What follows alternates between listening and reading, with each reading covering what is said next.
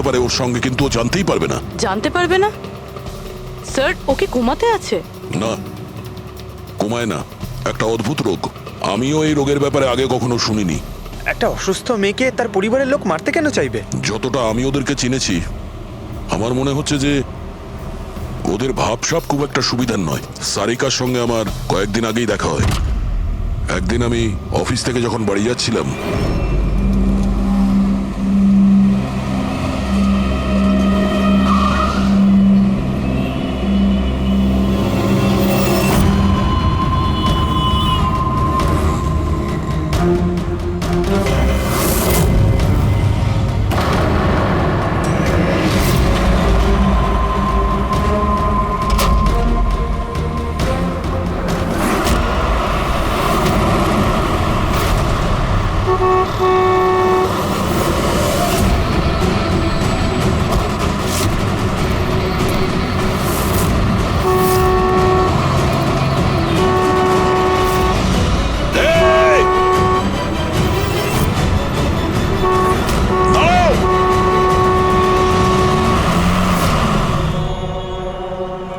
তুমি হ্যাঁ এত বড় একটা ট্রাক সামনে থেকে বেরিয়ে গেল, তুমি দেখতে পাওনি? ও হর্ন বাজাচ্ছিল, তুমি শুনতে পাওনি? হ্যাঁ, আত্মহত্যা করার চেষ্টা করছিলে কি? মনে হচ্ছে দেখতেও পায় না, শুনতেও পায় না। কিন্তু এই রাস্তায় একা কি করছে? কে কে আছে এখানে? আকাশ দাদা, কে আপনি? কে? তার মানে আপনি দেখতে পান? তাহলে আপনি আমি আর ওই ট্রাক দেখতে পাননি? চাপা দিয়ে চলে যেত আপনাকে যদি আমি আপনাকে না বাঁচাতাম। সরি, আমি সত্যি দেখতে পাইনি। সারিকা, সারিকা তুমি ঠিক আছো তো? সারিকা, তুমি একলা কোথায় চলে গেছিলে? তোমার যদি কিছু হয়ে যেত তাহলে? আমি আগেই বলেছিলাম আমরা প্রপার্টি দেখতে যাচ্ছি, ওকে সাথে করে নিয়ে যাওয়ার কোনো দরকারই ছিল না, কিন্তু আমার কথা কেউ শোনেই না। রজনী প্লিজ থামো তুমি। ইনি ঠিকই বলছেন, আমি নিজে দেখেছি। ওনার লেফট সাইড দিয়ে একটা ট্রাক আসছিল, উনি দেখতে পাননি। ও হর্ন বাজাচ্ছিল, শোনেনি। চাপা দিয়ে চলে যেত ট্রাক যদি আমি না থাকতাম। থ্যাংক ইউ দাদা, থ্যাংক ইউ ভেরি মাচ। হ্যাঁ দাদা, সত্যি ও ট্রাকের আবার শুনতেও পাইনি আর দেখতেও পাইনি। তার মানে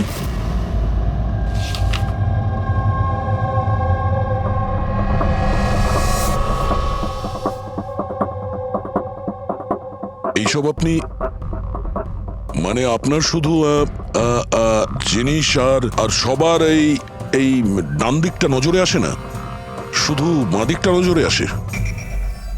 হ্যাঁ স্যার। তার মানে এই মুহূর্তে আমি আপনার সামনে আছি, আপনি আমার অর্ধেকটা দেখতে পাচ্ছেন, আমার এই ডান দিকটা আপনি দেখতে পাচ্ছেন না? না স্যার, দেখতে পাই না। আমার যত কাছে কেউ থাকুক না কেন, যদি সে আমার বাঁ দিকে দাঁড়িয়ে থাকে, তাহলে না আমি তাকে শুনতে পাই আর না দেখতে পাই স্যার। আমার এই সমস্যাটা রয়েছে sir, hemi special neglect.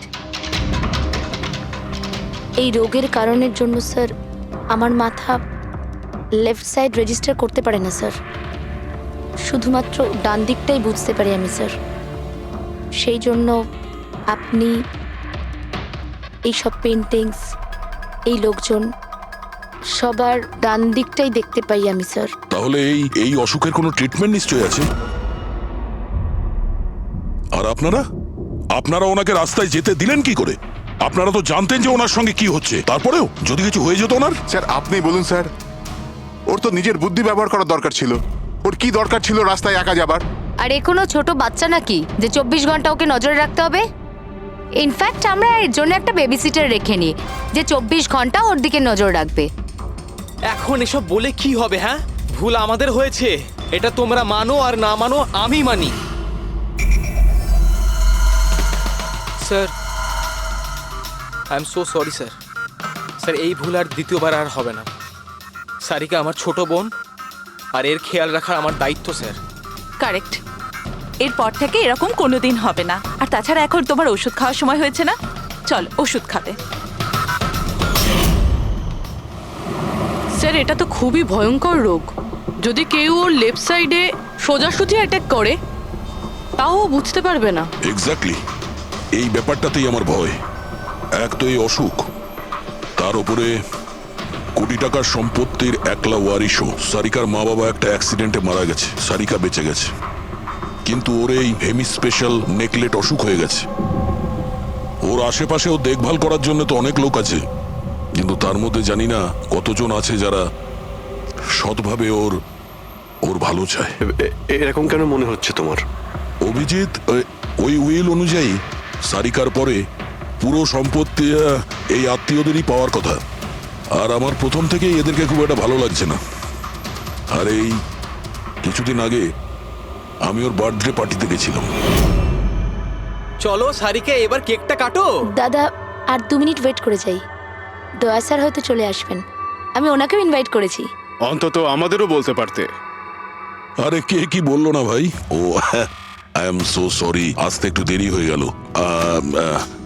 Many many happy returns of the day, happy birthday. I'll take it, দাও। আপনি আপনাকে ঠিক চিনতে পারলাম না। আমি বলছি, এ হলো কৃতি। সারিকার মতো পেশেন্টদেরকে হ্যান্ডেল করার জন্য ইনি ট্রেনিং নিয়েছেন, আর আমি ইনাকে 24 ঘন্টা সারিকার সাথে থাকার জন্য অ্যাপয়েন্ট করেছি। আশা করি আপনি সারিকাকে নিয়ে আর চিন্তিত হবেন না। একদম। আর আমাদেরও মনে হয় যে কৃতি থাকলে সারিকা সেফ থাকবে। অ্যাবসলিউটলি। আমারই ভুল হয়েছে, শুধু আমার ভুল। আমার সারিকাকে ওদের ভরসায় ছাড়া উচিত হয়নি। আমার মেরে দিয়েছে হয়তো ওরা ওকে। বাড়ি এসে গেছে।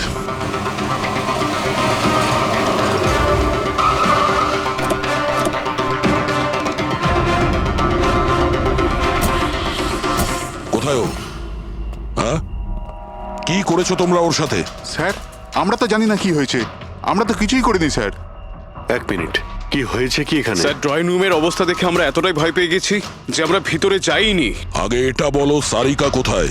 স্যার, আমরা কিচ্ছু জানি না, আমরা কিচ্ছু দেখিনি। স্যার, আমরা এইসব দেখে ঘাবড়ে গিয়েছিলাম আর সোজা আপনাকে ফোন করেছিলাম। ঠিক আছে, আমরা দেখে নিচ্ছি।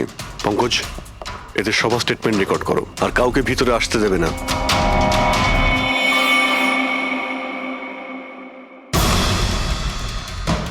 সারিকা, সারিকা, কেউ আছেন? এখানে তো মনে হচ্ছে অনেক কিছুই হয়েছে।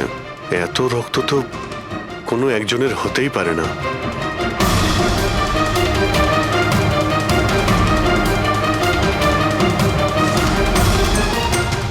স্যার, হ্যাঁ, স্যার এই দেখুন, কেউ লুটপাট করার জন্য ঢুকেছিল, কিন্তু টাকা নিয়ে বেরোতে পারেনি। যেই ওকে বাধা দেওয়ার চেষ্টা করেছিল তার উপরেই আক্রমণ করে। স্যার, লাশ। সারিকা?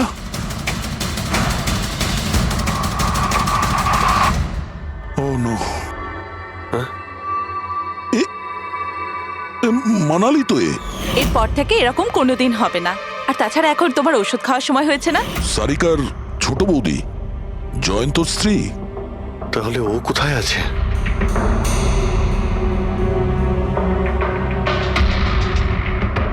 ও নো। দয়া,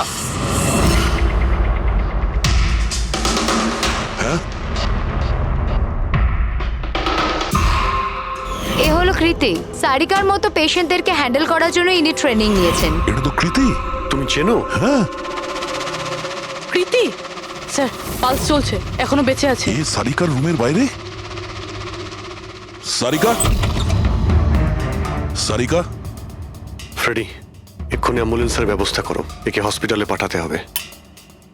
সারিকা, সারিকা,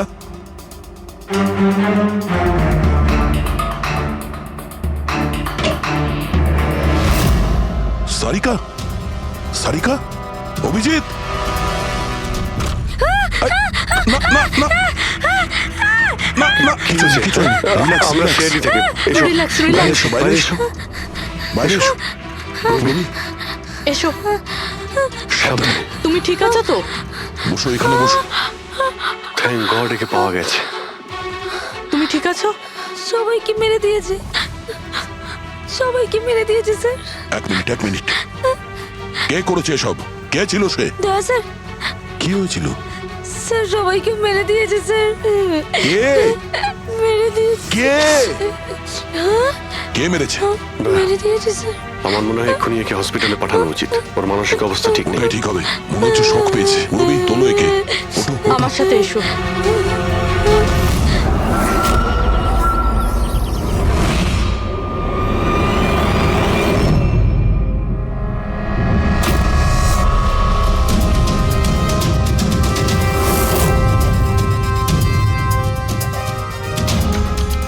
স্যার আপনি আমাকে ঘরে কেন যেতে দিচ্ছেন না?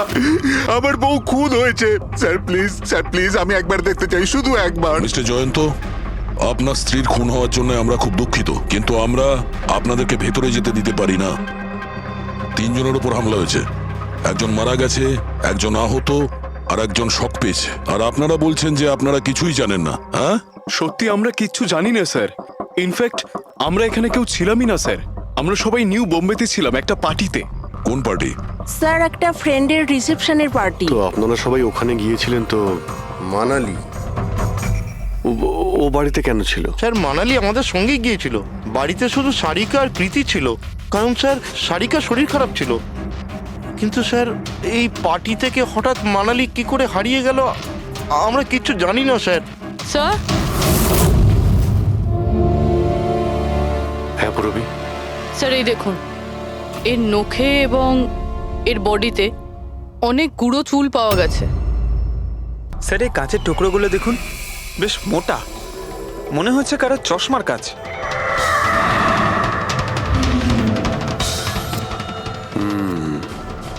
চশমারই মনে হচ্ছে। রেখে দাও সাবধানে। এই টেনে নিয়ে যাওয়ার চিহ্নের সঙ্গে রক্তের ফোঁটা।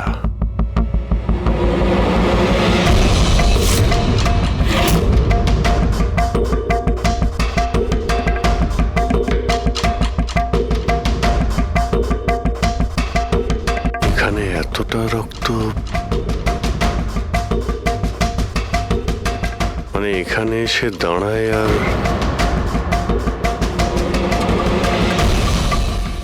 বাইকের চাকার দাগ। কেউ আহত অবস্থায় এখানে আসে আর বাইকে উঠে এখান থেকে বেরিয়ে যায়। আচ্ছা একটা কথা বলুন তো, আপনাদের মধ্যে বাইক কার কাছে আছে? বাইক? না স্যার বাইক তো কারুর কাছে নেই। আমাদের সবার কাছে নিজের পার্সোনাল গাড়ি আছে স্যার। এই বাড়িতে টোটাল 5টা কার আছে স্যার। কিন্তু অভিজিৎ, এটা কেন জিজ্ঞাসা করছো? কারণ কেউ খুবই আহত অবস্থায় বাইকে উঠে এখান থেকে চলে গেছে, আর আমার পুরো বিশ্বাস যে খুনি সেই। আই থিঙ্ক এর জবাব সারিকাই দিতে পারবে। ওর জ্ঞানটা একবার ফিরে আসুক। বাই দ্য ওয়ে, আপনাদের মধ্যে কি কারো চোট বা আঘাত লেগেছিল? আঘাত আমাদের? স্যার আপনার কথার মানে কি? আমাদের কেন চোট লাগবে? আপনারা আমাদেরকে সন্দেহ করছেন? যতক্ষণ এই কেসটা সলভ না হবে আমরা সবার উপরেই সন্দেহ করব। আর আপনারা যদি আমাদের সঙ্গে সহযোগিতা না করেন তাহলে আমাদের সন্দেহ আরো বেড়ে যাবে। হ্যাঁ, তাই প্লিজ কোঅপারেট।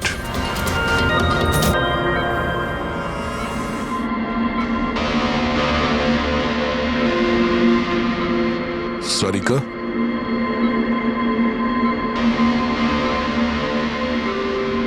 আচ্ছা তুমি কি ঠিক আছো? অভিজিৎ, সারিকা, দয়া স্যার। তুমি ঠিক আছো? স্যার মানালি বৌদি আর কৃতি স্যার। কৃতি ঠিক আছে, কিন্তু মানালি মারা গেছে। সামলে কৃতি।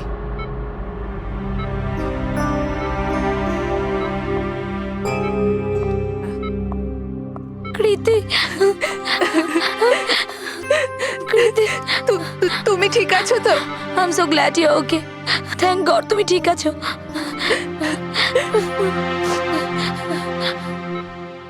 আচ্ছা কাল এক্স্যাক্টলি কি হয়েছিল তুমি বলতে পারবে?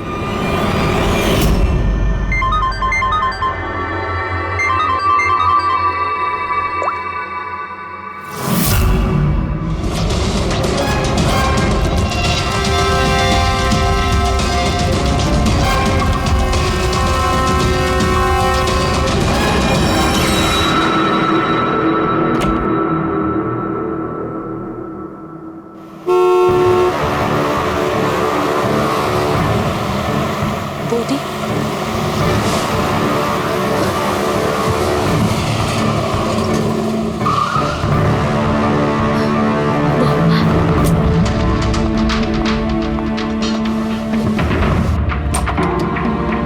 সারিকা,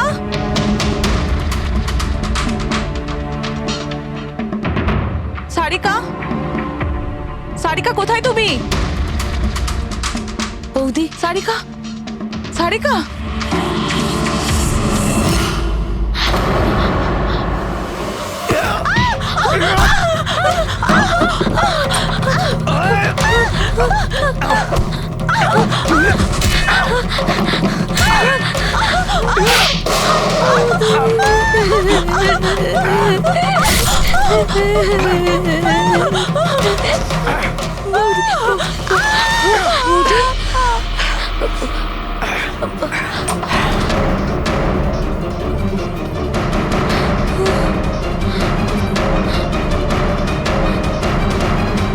কৃতি কৃতি কৃতি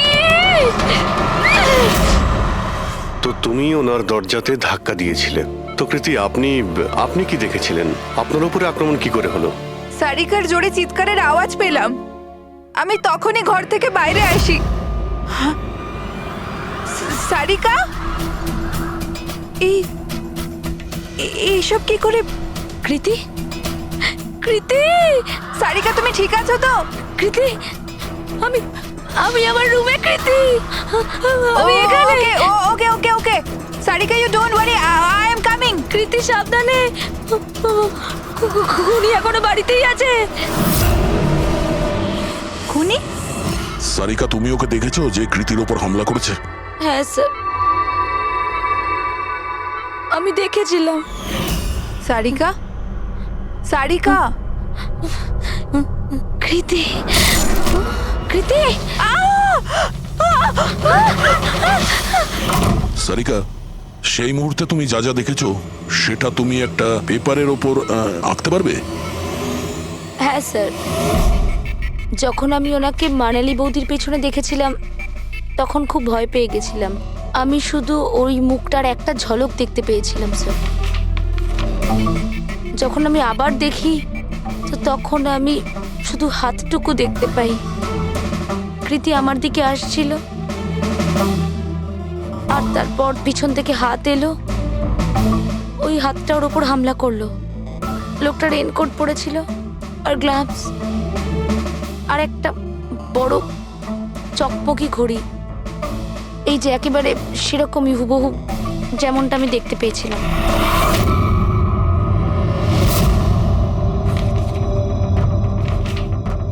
আই হোপ এই অর্ধেক ছবিগুলো দিয়ে আপনারা কিছু উপকার পেয়ে যাবেন হয়তো। চিন্তা করো না, এই অসম্পূর্ণ ছবিটা আমরা কমপ্লিট করব। ফেডরিক, মনোহরের কাছে এই পেন্টিং গুলো নিয়ে যাও আর বলো যে এই স্কেচ যেন কমপ্লিট করে। Sarika, thank you so much. আপনি যেতে পারেন, টায়ার্ড হয়ে গেছেন হয়তো। চলো সারিকা।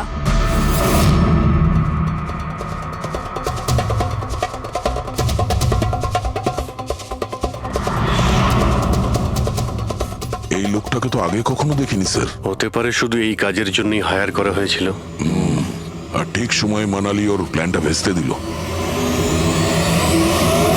খুব মন দিয়ে দেখো এই স্কেচটা। এটা সেই লোকটার ছবি যে মানালিকে খুন করেছিল। আপনারা কি একে কোনোদিন দেখেছেন? আমি তো বুঝতেই পারছি না আমাদের কেন সন্দেহ করা হচ্ছে।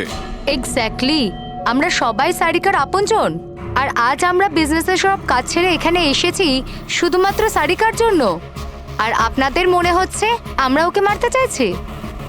স্যার যে মারা গেছে ও আমার বউ স্যার, আর সারিকা আমার বোনের মতো। স্যার, আমি যখন খুব ছোট ছিলাম আমার বাবা মা মারা গিয়েছিল। সারিকার বাবা মাই আমাকে আদর যত্ন করে বড় করে তুলেছে। আমি আজ যা কিছু হয়েছি ওনাদের দুজনের জন্যই হয়েছি।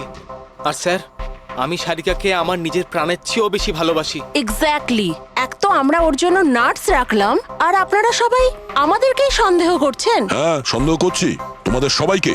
আমি নিজের চোখে দেখেছি কতটা ভালোবাসো তোমরা ওকে। আপনারা সবাই ভালোভাবেই জানেন যদি ওই বেচারির কিছু হয় তাহলে ওর কয়েকশো কোটি টাকার সম্পত্তির তোমাদের সবার মধ্যে ভাগ হবে। ওকে বাড়িতে রেখে তোমরা সবাই পার্টিতে গিয়েছিলে। ওখানে মালিনী কোনো কথা শুনেছিল যে কোনো খুনি ওকে মারতে চলেছে। মালিনী কাউকে কিছু না বলেই নিজে ওকে সাবধান করে আর চলে যায় সেখানে যেখানে খুনি মানালিকে মেরে ফেলে। আর যদিও পার্টিতে এই কথাটা শুনে থাকে, তাহলে আপনাদের মধ্যে কেউ হবে? কেউ না? ঠিক আছে, তোমরা এখন যেতে পারো, কিন্তু একটা কথা ভালো করে মনে রাখবে, আমাদের কড়া নজর থাকবে তোমাদের উপরে। অভিজিৎ, দয়া, ও বলছিল মানালি ওকে ফোন করেছিল যে মানালি পুলিশ নিয়ে ওর বাড়িতে পৌঁছচ্ছে। এক্স্যাক্টলি স্যার, কিন্তু ও না আমাদের সঙ্গে কন্ট্যাক্ট করেছে না পুলিশের সঙ্গে। হতে পারে কেউ ওর পিছু নিয়েছিল, তাই হয়তো ভয় পেয়ে গিয়েছিল। একটা কাজ করি আমরা, পঙ্কজ পুরবী, ওই পার্টিতে যে কয়জন লোক এসেছিল ওদের প্রত্যেকের নাম আর ফোন নাম্বার বের করো, আর খোঁজ নাও ওই রাতে মানালির বাড়ির আশেপাশে ওদের মধ্যে কার ফোন অ্যাক্টিভ ছিল।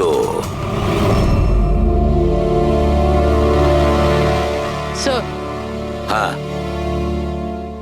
স্যার, ওই রাতে ওখানে 250 লোক ছিল, কিন্তু স্যার একজন হচ্ছে ঈশান। ওই রাত্রেও পার্টিতে ছিল, আর ওখান থেকে ও সারিকার বাড়ির দিকে গেল যখন মানালি পার্টি ছেড়ে গেল। আর ফোন ওখানেই বন্ধ হয়ে যায় ওদের বাড়িতে। স্যার, আর একটা আজব ঘটনা ঘটেছে। মানালি সেই রাতে ওই বাড়িতে ফোন করেইনি, বরং সেখান থেকে ব্যান্ড্রায় গিয়েছিল, কোয়াড্রাম, আর তারপর থেকে ফোনটা সুইচড অফ। মানালির সেল ফোন তোর কাছেই ছিল ওই ক্রাইম সিনে?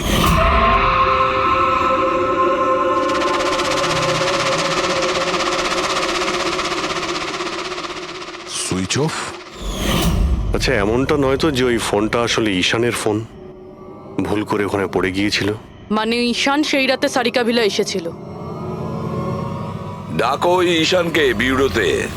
স্যার, আমি করেছিটা কি? আমাকে এখানে কেন ডাকা হয়েছে? ঈশান, একটু আপনার চশমাটা খুলবেন? চশমা?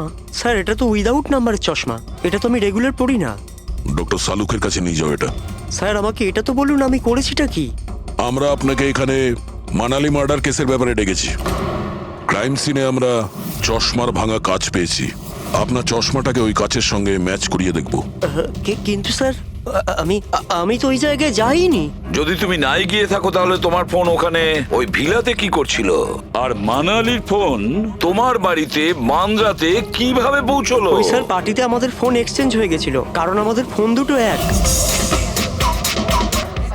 কি হলো মানালি ম্যাডাম, আপনাকে চিন্তিত মনে হচ্ছে? চিন্তিত আমি? না তো, আসলে আমি ওই জয়ন্ত আর আকাশকে খুঁজছিলাম। আপনি ওদের কোথাও দেখেছেন? হ্যাঁ, ওরা দুজন ভেতরেই হবে। আসলে কি হয়েছে, এত চেঁচামেচি আর এই ডিস্কোতে আমি কিছু বুঝেই উঠতে পারছি না। আপনি প্লিজ আমাকে একটু হেল্প করে দেবেন ওদের খুঁজে পেতে? আমি ওদের ভেতর থেকে আপনার কাছে পাঠাচ্ছি।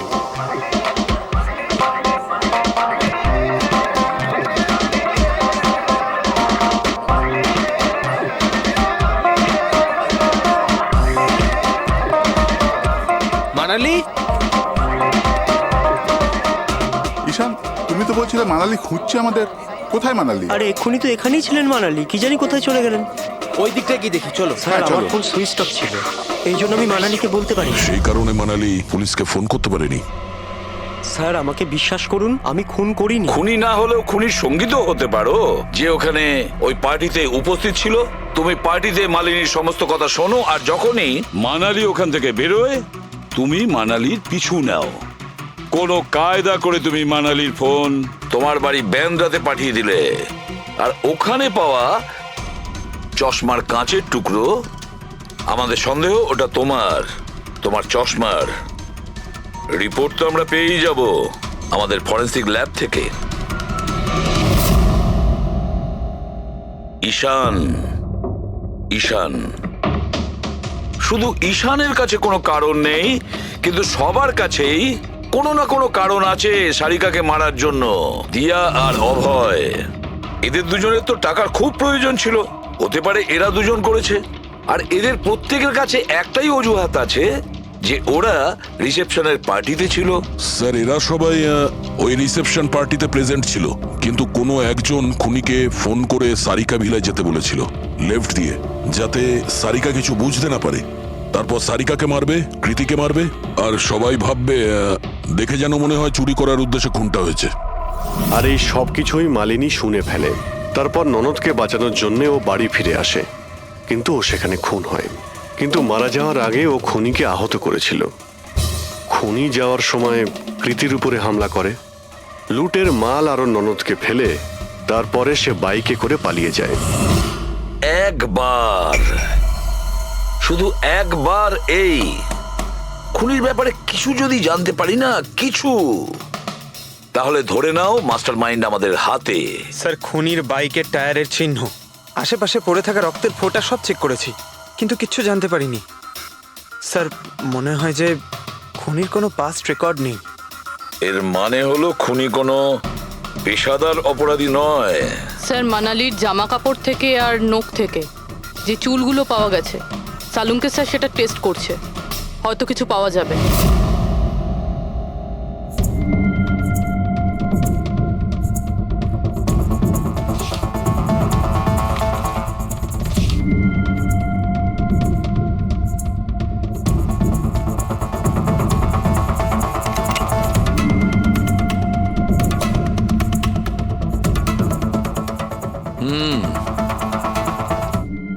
আমার আন্দাজ একদম ঠিক ছিল।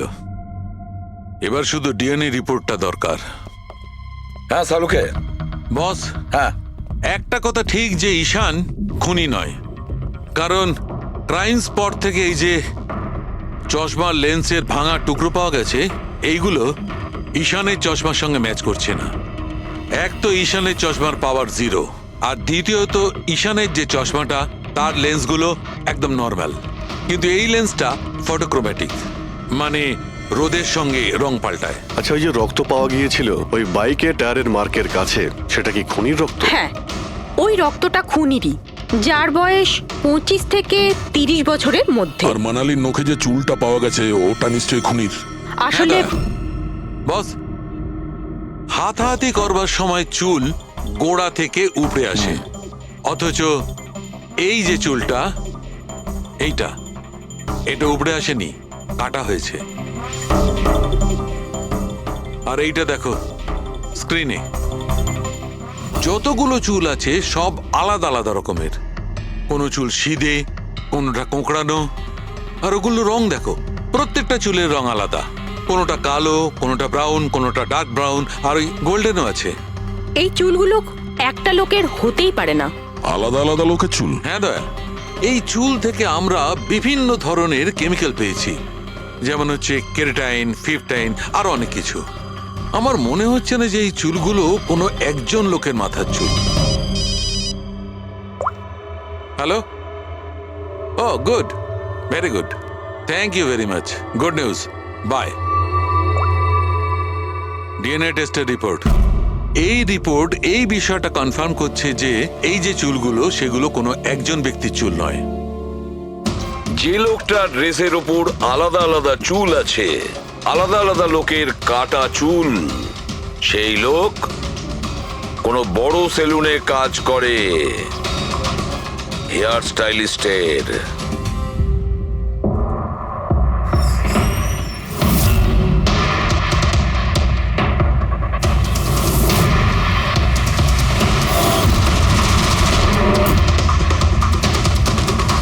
স্যার, এ তো বিমল, আমাদের স্পায়ের স্টার হেয়ার স্টাইলিস্ট।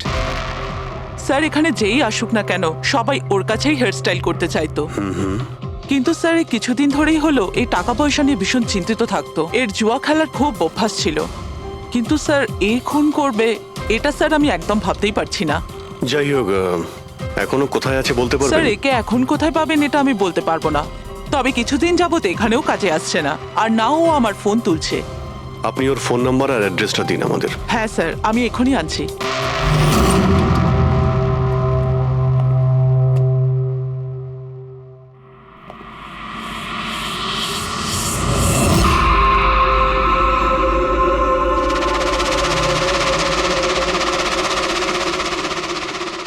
ও নো, এ তো গেছে। বিষ খেয়েছে। এখানে আঘাত লেগেছে, আর এই কাঁধেও নখের চিহ্ন। মানে এই হলো সেই যে মানালিকে খুন করেছে। দেখো কিছু পাওয়া যায় কিনা।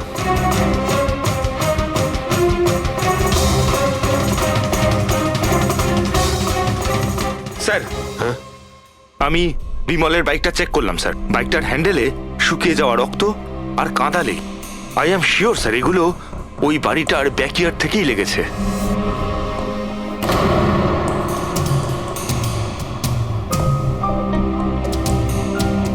স্যার, স্যার এই ভেঙে যাওয়া চশমা আর এই রেনকোট পেয়েছি। রেনকোটে রক্ত লেগে আছে।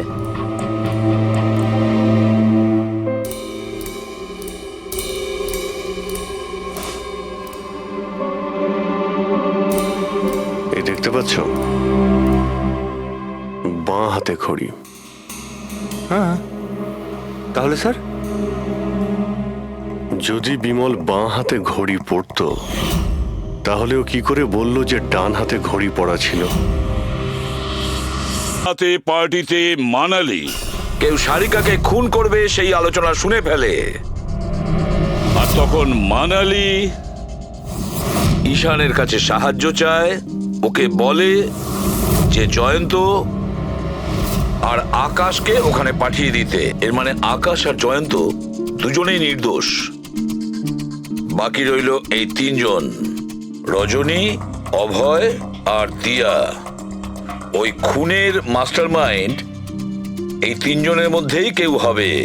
আচ্ছা স্যার, ওই কলের অন্যদিকে কে ছিল? স্যার ওই বিমল হতে পারে। না স্যার, আমি বিমলের ফোন রেকর্ড চেক করেছি। ওই রাত্রে ওদের মধ্যে কেউই বিমলকে ফোন করেনি। তাহলে অপর প্রান্তে কে ছিল সেদিন? ল্যান্ডলাইন? আচ্ছা, ওদের বাড়ির ল্যান্ডলাইন ফোন? হ্যাঁ, হতে পারে। ফ্রেডি, পঙ্কজ, একটু খোঁজ নিয়ে দেখো তো 11টার আশেপাশে ওদের ল্যান্ডলাইনে কেউ ফোন করেছিল কিনা। ওই মেয়েটার কথা অনুযায়ী খুনির ডান হাতে ঘড়ি পড়েছিল, যেখানে বিমল বাঁ হাতে ঘড়ি পড়েছিল। আরও এটাও বলেছিল যে খুনি যে রেনকোট পরেছিল সেটা ব্লু কালারের ছিল, কিন্তু আমরা বিমলের বাড়ি থেকে যে রেনকোট পেয়েছি সেটা কালো ছিল। হতে পারে সারিকা কিছু ভুল করেছিল, ঠিকমতো দেখতে পাইনি ও। স্যার, স্যার ওই রাতে 11:30টার সময় ওই বাড়িতে কেউ ফোন করেছিল। কে ফোন করেছিল? আপনারা সত্যি বলছেন এই সব কিছুর পেছনে আমার নিজের লোকের হাত আছে? একটু অপেক্ষা করুন, সব জানতে পারবেন। স্যার, আপনারা আবার কেন খোঁজ খবর নিচ্ছেন? একবার তো খোঁজ খবর নিয়েছেন। সেদিন প্রমাণ একত্রিত করার জন্য আর আজ কেস ক্লোজ করার জন্য। আপনি একটু অপেক্ষা করুন, এখনই সবকিছু জানতে পেরে যাবেন। স্যার, পেয়ে গেছি। কিন্তু এটা তো সেই রেনকোটটাই যেটা ওই খুনি পড়েছিল। এখানে কি করে এলো? বলছি, তুমি বলেছিলে যে মানালি তোমাকে দৌড়ে এইখানে বাঁচাতে এসেছিল। কারণ ও ওখানে পার্টিতে শুনেছিল যে কেউ তোমাকে খুন করতে চায়। কিন্তু সে খুনি ছিল না, সেই ছিল যে এই পুরো প্ল্যানটা করেছিল। আর যার সঙ্গে ওর ফোনে কথা হয় সেও কিন্তু খুনি নয়, অন্য কেউ ছিল। সেই সময় এই বাড়িতেই সে তোমার সঙ্গে উপস্থিত ছিল। বাড়িতে? ওই সময় আমার সাথে কৃতি, কারেক্ট? এটা পুরো প্ল্যান ছিল। খুনি কাজ ভেঙে বাড়ির ভেতরে ঢোকে, কিন্তু গন্ডগোল তখন হলো যখন ও মানালিকে মারলো সারিকা ভেবে। মানালি তো মারা গেল, কিন্তু মরার আগে ও খুনিকে এতটাই আহত করে দিয়েছিল যে খুনি এখানে সারিকাকে মারার জন্য দাঁড়ায়নি, পালিয়ে গেছে। স্যার, স্যার 1 মিনিট, যদি খুনি পালিয়ে গেল তাহলে কৃতিকে কে মারলো? কারণ সারিকা নিজের চোখে কৃতির ওপর হামলা হতে দেখেছে। হ্যাঁ, আমি দেখেছিলাম। ওই হাতটা এলো আর ও কৃতির ওপর হামলা করেছিল। হামলা তো হয়েছে, কিন্তু করলোটা কে?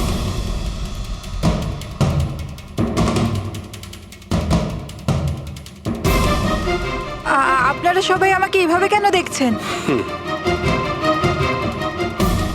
এর উত্তর তো শুধু তুমিই দিতে পারবে কৃতি। ও রাত ঠিক 10:30টার সময় শুয়ে পড়েছিল। আর মানালি কাউকে ফোনে কথা বলতে শুনেছিল রাত 11:10 আর সেই ফোনটা এসেছিল এই বাড়ির ল্যান্ডলাইনে। কে রিসিভ করেছিল সেই কলটা? যদি আমরা এটা মেনেও নিই যে বিমল তোমার ওপর হামলা করেছে, তাহলে ও তোমাকে বাঁচিয়ে রাখলো কেন? ও মানালিকে এত নৃশংসভাবে মারলো, আর তোমাকে শুধু এই একটা আঘাত কেন? ও সারিকাকে কেন মারলো না? আর এই চুরি করা টাকা ছেড়ে পালালো কেন? আর সব থেকে বড় প্রশ্ন, ও খুনিকে এই ব্লু কালারের জ্যাকেট পরে থাকতে কি করে দেখলো? কি করে দেখলো সেই ঘড়িটা, যা বিমল লেফট হ্যান্ডে পড়তো, রাইট হ্যান্ডে নয়? বিমলের রেইনকোটের কালার ছিল ব্ল্যাক।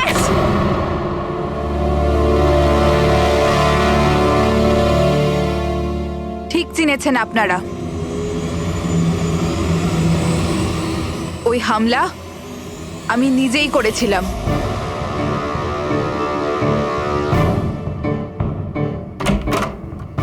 সারিকা, সারিকা কোথায় তুমি? মানালি এখানে এই সময়? Sarika,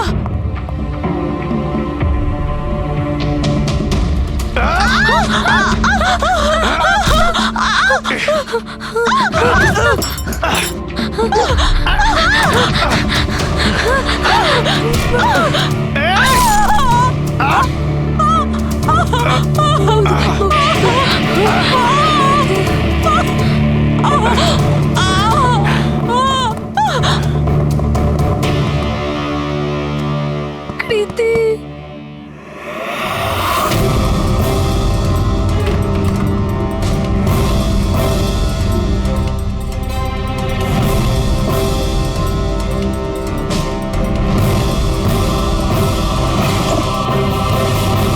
I am coming, Sarika, don't worry.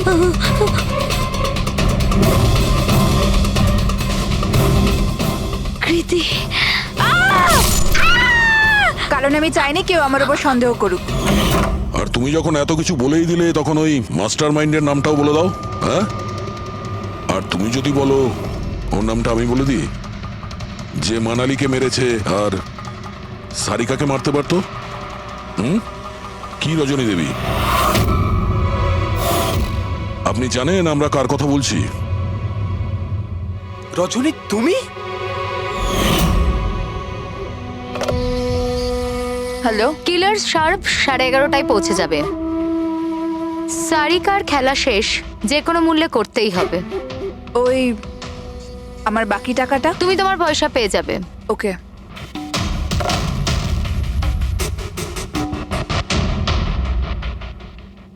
রজনী, তোমার জন্য আমি আমার বউকে... আমার পয়সার দরকার ছিল। সারিকার বেবি সিটিং করতে করতে আমি হাঁপিয়ে উঠেছিলাম। আর এইসব তোমার জন্য হয়েছে আকাশ। তোমার জন্য আমরা সবাই সারিকার আয়া হয়েছিলাম। আমাকে আমার জীবন যাপন করতে হতো আগের মতো। এই জন্য আমি প্ল্যান করেছিলাম, আর কৃতিকে বাড়িতে নিয়ে এসেছিলাম। পার্টিতে যাওয়াও আগে থেকেই ঠিক ছিল, যাতে আমি সময় পাই প্ল্যান করার। সব ঠিক চলছিল, শুধু বিমলের ব্যাপারে একটু ভুল হয়ে গেল। না হলে... এত কিছু হয়ে যাওয়ার পরেও দেখছি তোমার কোনো অনুতাপ নেই, বরং নিজের প্ল্যান নিয়ে গর্ব করছো। তুমি অনেক সময় পাবে নিজের প্ল্যানের ভুল ত্রুটি ধরার, কারণ তোমার এই বাকি জীবন এবার তোমাকে জেলের মধ্যে বসেই কাটাতে হবে। না স্যার, ওর কারোর সাথে কোনো রকম শত্রুতা ছিল না। মানছি যে ওনার সঙ্গে কারোর কোনো ব্যক্তিগত শত্রুতা ছিল না। ওনার বই পড়ে কিছু লোকের মনে রাগ হয়েছিল, রক্ত গরম হয়েছিল, সেই কারণে কেউ ওনাকে ধমকি টমকি না দিয়েছিল। স্যার, এমন তো হয়নি। যদি কেউ ভয় দেখাতো তাহলে আমাকে নিশ্চয়ই বলতো।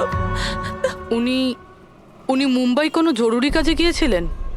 ওর গল্প লেখার শখ আছে, এই জন্য কোনো নির্জন জায়গার খোঁজে এদিক ওদিক যেত। কখনো আলিবাগ তো কখনো লোনাবলা। আর এইবার তো মুম্বাইয়ের কোনো রিসর্টেতে নিজের লেখা গল্প বদলার ক্লাইম্যাক্স লিখতে গেছিল।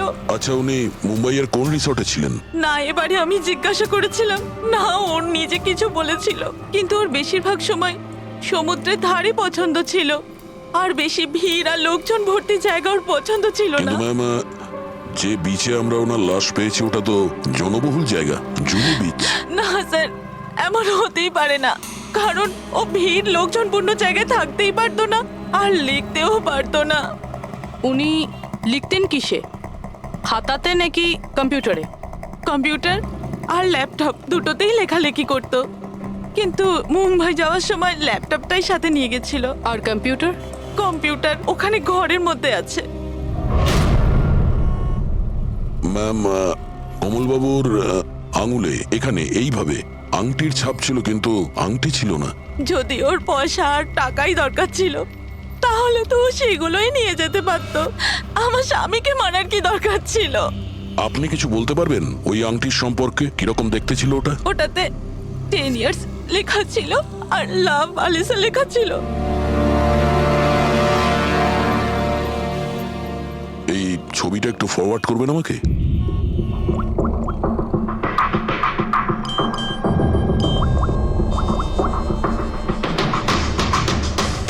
হ্যাঁ ফ্রেডি, আমি তোমাকে একটা ফটো ফরওয়ার্ড করছি আংটির।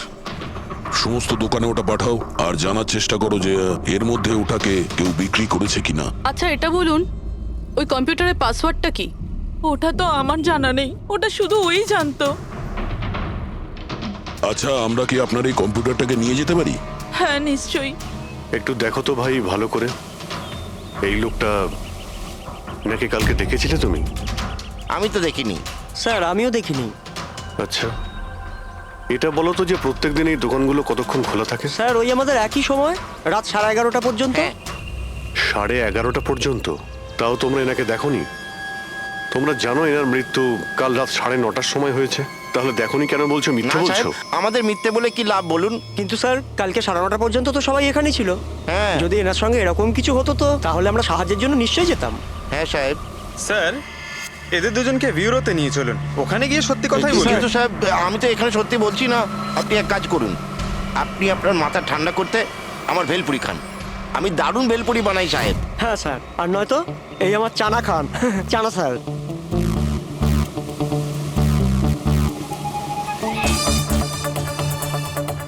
এখানে এখানে ছোলা খেতে এসেছি আমি, ভেলপুরি খেতে এসেছি আমি। ঘুষ দেওয়ার জন্য তোমাদেরকে এক্ষুনি জেলে ঢুকতে হবে। ব্যাস, এদের ছেড়ে দাও, চলে এসো, চলে এসো। পরে এসে দেখবো তোমাদেরকে। এটাও তো হতে পারে যে এরা সত্যি কথা বলছেন।